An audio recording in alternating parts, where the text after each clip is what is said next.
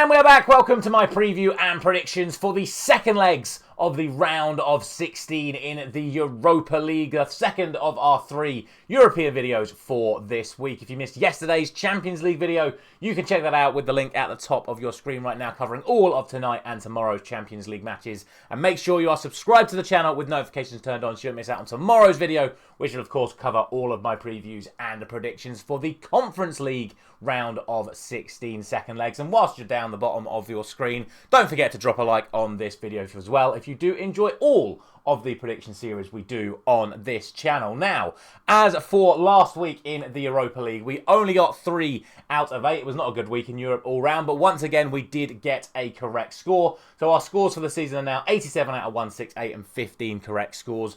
Still not quite as good as the Champions League, but we're actually not that far off. But we've got 8 more matches to cover for you today. 4 early kickoffs and 4 late kickoffs on Thursday afternoon and evening.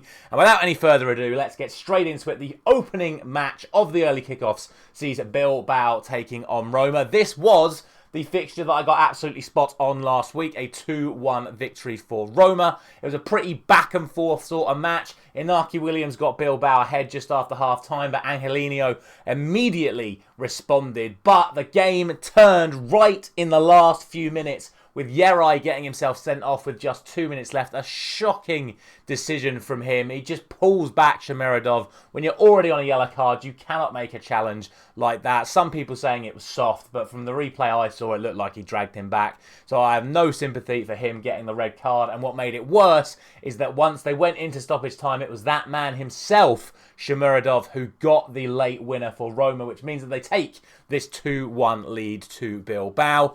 At the weekend, Bilbao did make a lot of changes to their starting lineup, and it cost them in La Liga. They drew 1-1 against Mallorca, which means they've actually now gone 3 matches in a row without a win. Roma, who also changed a whole bunch of their starting lineup, made it 6 wins in a row with a win away at Empoli. So Roma are certainly the side coming into this with the momentum. They are the side that has the lead as well. Neither side has any fresh injury concerns coming into this match. But of course, as we would all expect, Yeray is going to be suspended following that red card in the first leg. As always, there still remains doubts over the ongoing fitness of Paulo Dybala. He did not play at the weekend, but like I said, he was one of many not to play at the weekend for Roma. To be honest, I think this game is going to go exactly the way that I thought it would last week. I said when we did the preview last week that my expectation is Roma probably win the first leg 2-1, Bilbao probably win the second leg 2-1, and then it will go down to extra time and penalties where, in my opinion, Bilbao, being the side where it is their home ground for the final, I think will just have that little bit extra to get it over the line in front of their home fans in extra time or penalties. And given the fact that I got last week's prediction spot on, I have no reason to change my thoughts regarding that. I'm going to go for a 2-1 victory to Bilbao, with Bilbao taking it in extra time or penalties. But just bear in mind what I said. 3 games without a win for Bilbao, 6 wins in a row for Roma. So they are more than capable of producing the result once again. Next up, to a side that is leading after their first leg, it is Eintracht Frankfurt taking on Ajax. To be fair though, if you watch the highlights from that game, it was actually Ajax that made the brighter start in that match, putting a lot of early pressure on the Germans and then taking the lead. However, that just sort of seemed to wake Frankfurt up. They were a bit of a slow starters, but once Ajax got that early goal, they did tend to get things going. And from the moment that Ajax scored, it was all Eintracht Frankfurt until they got their 2 goals to go 2-1 ahead. To be fair, Ajax then did sort of re-wake up themselves and have a good final 20 minutes, but weren't able to find the equaliser, which means that Frankfurt take a 2-1 lead back to Germany. In terms of what happened at the weekend, Frankfurt suffered the same fate as all the other teams from Germany that played in Europe last week. They basically changed the majority of their team. 10 of their starting 11 were changed in that match, and they lost 2-1 at home to Union Berlin, which, again, when you consider that Bayern lost and Dortmund lost, what the German sides were doing, basically just handing each other opportunities in the Bundesliga this weekend and all losing, well, that's on them, I guess. As for Ajax, they stuck with their strongest possible lineup for the weekend, and they were victorious over Zwolle, making it an 8-point clear gap at the top of the Eredivisie for them. But there is still obviously an awful lot to do in this game. In terms of injuries and suspensions, both sides have a player suspended for this second leg. For Frankfurt, Collins is going to be missing at the back. He was the one player unchanged from their lineup in the weekend Bundesliga match, which makes sense because they knew he was going to be suspended for this one. For Ajax, Jordan Henderson is going to be missing for them. Both players picking up their third yellow card of the tournament in the first leg. But the big injury news is that in that game at the weekend for Ajax, striker Brian Brobby went off injured after just 15 minutes and looks like he is going to miss this second leg. And without Weghorst potentially still going to be out for this one as well, I think it's going to be incredibly hard for Ajax to mount a serious goal threat at Frankfurt if both of their recognised strikers are going to be missing for this match. So with that said, I definitely think Frankfurt should be considered the favourites for it, especially considering the fact they've already won the away leg as well. But the fact that Ajax have both their forwards injured makes me change my thoughts on whether or not Ajax are going to score. I was going to go for another 2-1 win to Frankfurt, but without those strikers, I'm going to go for a 2-0 victory for Frankfurt instead. 4-1 on aggregate with the German side progressing. Speaking of sides that need to finish the job, it was anything but finished for Lazio when at the scoreline of 1-1, 2 of their players got sent off. Firstly, Ravella for accidentally, but very definitely, kicking a Victoria Plzen player in the face, and then Gijo going in two-footed in stoppage time to send Lazio down to 9 men. But that was not enough to stop them. Isaacson with an unbelievable individual goal in the 98th minute, scoring with 9 men against Plzen to take the 2-1 lead back to Italy. The second game running that Lazio scored a 98th minute winner. And fair play to them because, to be fair, the game was actually pretty even. If you look at the stats and the momentum and the chances, the game was pretty even with the 11 versus 11. So for Lazio to hold on with 9 men and then still create that one opportunity in the last minute of the match to take the lead back to Italy is fair play to them. But also it is worth considering that actually it's fair play to Plzen as well for taking on the top side from the league phase so far and producing a good performance. It's just unfortunate for them that they now take this deficit to Italy. In terms of the weekend, Lazio didn't actually play until last night. They took on Udinese and drew 1-1 at home, unsurprisingly, again with a relatively changed starting lineup. Whereas for Plzen, they drew 0-0 after basically changing the majority of their team ahead of this second leg. Unsurprisingly, Gijo and Ravella are both going to be suspended for Lazio for this second leg, given the fact they were both sent off in the first leg. Plzen actually have no fresh injury or suspension concerns coming out of the first leg or their game at the weekend. So you still have to give them a chance. However, Lazio's record this season is unbelievable. They've only lost twice in all competitions at home this season. Granted, one of them was a 6-0 defeat. But they are unbeaten at home in Europe. In the 4 league phase matches, they picked up 10 points, which is 3 wins and a draw for those of you who struggle with football maths. But I just don't see them throwing this away. We know what Plzen are capable of. They are a very strong defensive side when it matters. But with a deficit not in their favour, or sorry, the deficit playing against them, I just don't think they're going to have enough to beat the top side from the league phase. I'm going to go for a repeat scoreline of the first leg, which is 2-1, because to be fair, Plzen were causing Lazio all sorts of problems from set pieces. Their goal came from a set piece, and I can definitely see them getting themselves a set piece goal at some point in this match. It's going to be a tough one. I think they could potentially scrape a draw, but for me, Lazio will just narrowly edge it. And that is why I'm going for 2-1 to them. Nothing narrow, though, to be said about our final early kickoff between Olympiacos and Bodo Glimt, because Bodo were absolutely phenomenal in that opening leg against Olympiacos. And if we're being honest, if you look at the chances they missed, especially at the start of that second half, they should be travelling to Greece with an even bigger scoreline than 3-0. And some brilliant goals as well, especially from Hogg there, goal scorer of the second and the third goal. 2 unbelievable team goals, picking Olympiacos to bits.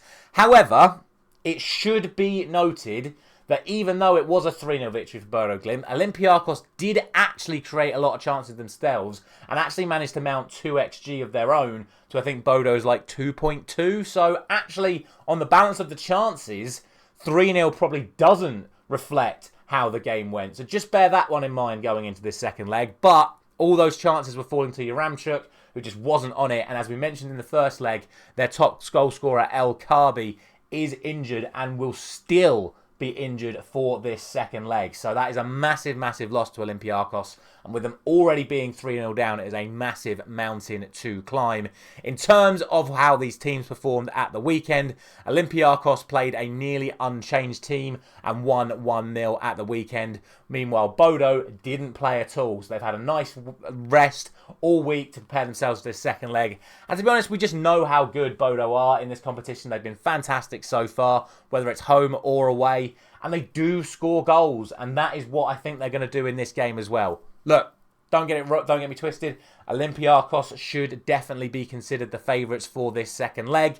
But with them being 3 goals down, they've got to overcommit to get themselves back into it. And I think, again, if you look at the goals that Bodo scored in that first leg, you give them the opportunity to do the similar sort of thing on the counter-attack again.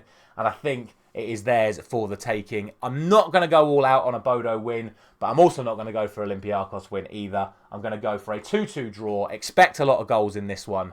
But ultimately, whatever happens, I would be stunned if we do not see Bodo Glimt in the quarter-finals.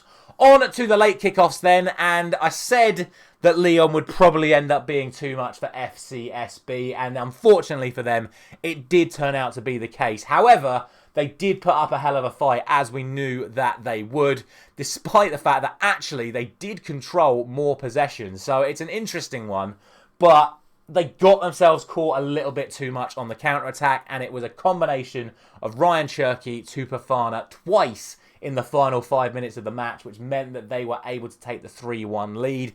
This weekend, both sides played and both sides won without conceding. Lyon, it means it's 3 wins in a row for them. And yet again, Ryan Cherki contributing, which means it's now 7 games in a row where Cherki has either scored or assisted. So keep an eye on him once again for this second leg. SB changed their entire lineup and still managed to win 1-0, which means they remain at the top of the Romanian First Division. No fresh injury or suspension concerns for either side coming into this one. Obviously, given the fact that they are behind, SB are going to have to go for it away from home. But like I just mentioned, if you look at the goals that Lyon scored to make it 2-1 and 3-1, it was counter-attacks from SB trying to get themselves the go-ahead goal for the second leg. And unfortunately, I just think this fixture now plays perfectly into Lyon's hands. Can I still see SB scoring? Of course I can. But I think this is going to go exactly the same way the second half did in the first leg, which just favours Lyon massively. So I'm actually going to go for a 3-0 victory for Lyon, because I just think if they play it smart, even though I think SB can score, even though I think if they play it perfectly, they could still win, it's just too easy for SB to push themselves too far forward and allow Lyon to just keep playing those constant counter-attacks. And unfortunately, I think that is going to be their downfall. So for me, Lyon actually end up taking this pretty comfortably, even if it means they have to sit back and counter-attack to do it. Next up, it is Manchester United and Real Sociedad once again. For the vast majority of the first leg, Manchester United were the dominant side and then have managed, of course, to get themselves that go-ahead goal, which as a Manchester United fan made me very happy and pretty confident about progressing to the next round. Then the classic UEFA handball. Bruno has no idea that the ball is about to strike his hand, but the arm is up, it hits its hand.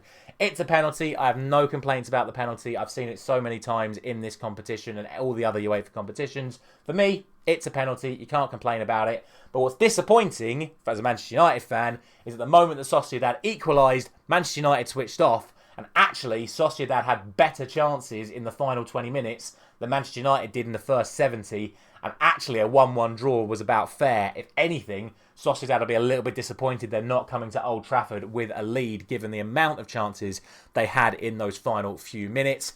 This weekend, it was another 1-1 draw for Manchester United, this time against Arsenal. Again, as a United fan, disappointed that we weren't able to finish some of those chances. There were some big chances towards the end of that match.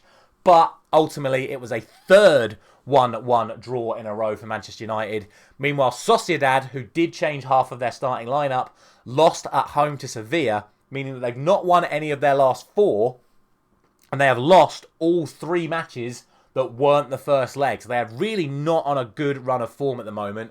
To be fair to them, they have no fresh injury concerns. They have no suspensions coming into this second leg. So the likes of Kubo or Yazabal, etc. will be expected to come back into the starting lineup after missing the weekend game. For Manchester United, they couldn't make wholesale changes against Arsenal due to how depleted the squad is. And then Lenny Yoro went off injured at half-time as well. So he is likely to miss this second leg or certainly not start. However, Dorgu will be available after his domestic ban. And Harry Maguire is supposedly going to be fit for this second leg. So it shouldn't be too much of an issue for Manchester United defensively if Yoro is unavailable. Ultimately, in my opinion, even if it's a slightly biased opinion, United should be taking this second leg. But Sociedad did win at Old Trafford 3 years ago, the last time these sides met here.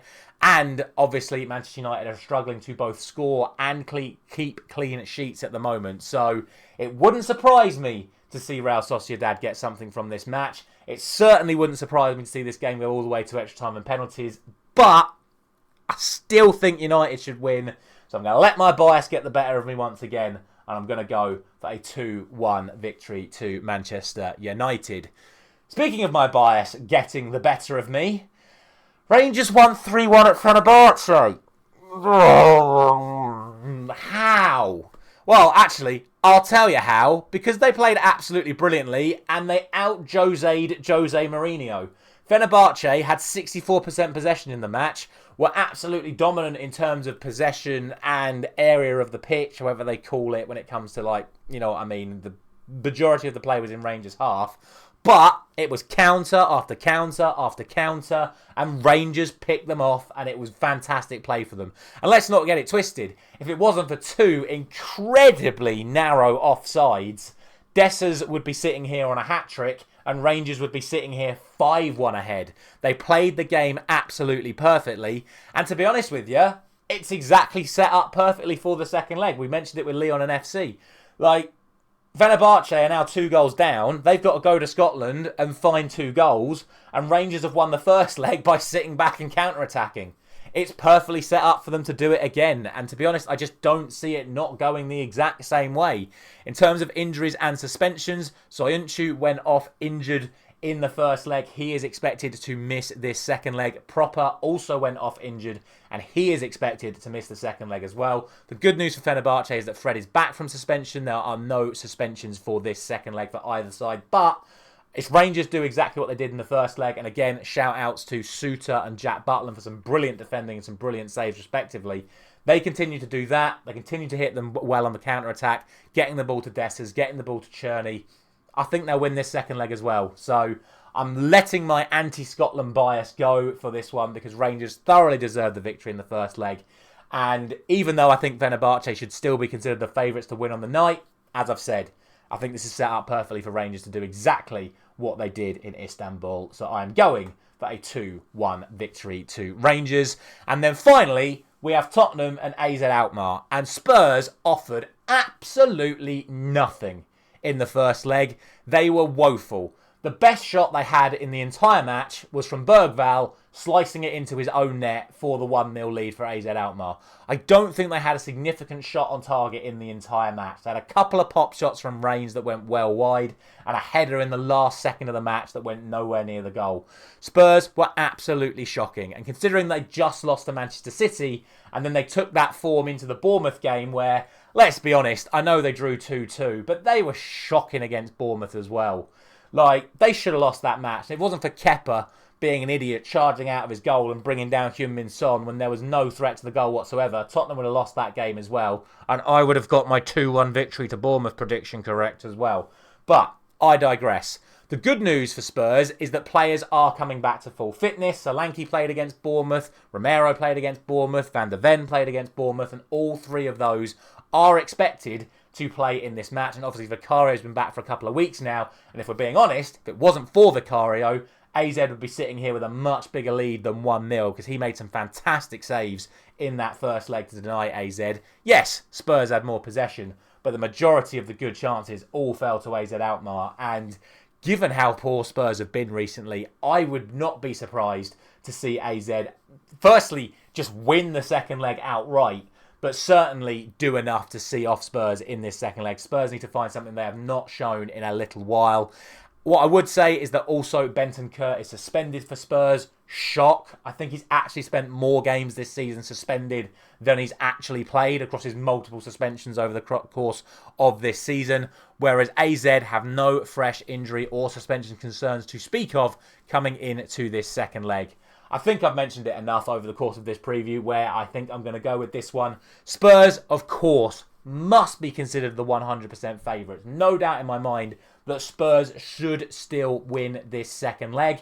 And even to the extent where they just automatically progress. Would I be surprised to see extra time penalties here? Absolutely not. But from what I've seen of Spurs, I've seen all of their last 3 matches, they have not looked very good. AZ were by far the better team in the first leg, and I think they're going to do at least enough to get through. So I'm going to end my predictions today with a 1-1 draw for Spurs and AZ Alkmaar. Let me know your thoughts down in the comment section below. Let me know anything you think I've missed around any of these fixtures. Thank you very much for watching. As always, I'll be back same time tomorrow morning for the Europa Conference League round of 16 second legs previews and predictions. So a final thank you very much for watching once again. I'll see you tomorrow.